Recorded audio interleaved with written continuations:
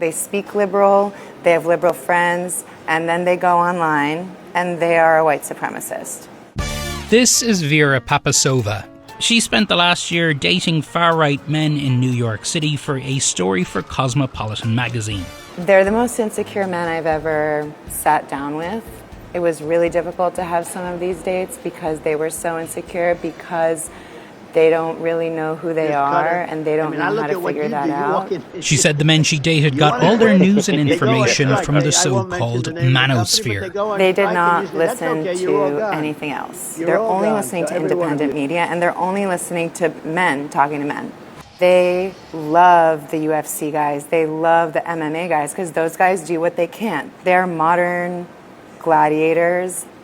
They're badass. One of these guys brought me to a political meeting. And did they talk about politics? Barely.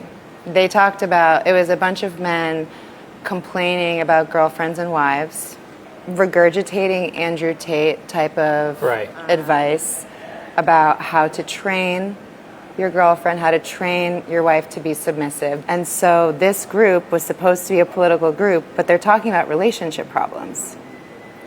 And the fact that that's what most of the time was spent on, you don't need to be a neo-Nazi. You need therapy.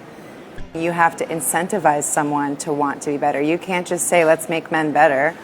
The thing about these guys is their biggest support system is online, but that also is very isolating, and isolation is what breeds hatred. People have to really think about, do you have the capacity to talk to people that you don't agree with? Because that one nice conversation you might have might change someone's day enough to not have to seek out help in an online support group, which is actually a bunch of white supremacists using political beliefs as an excuse for how they feel.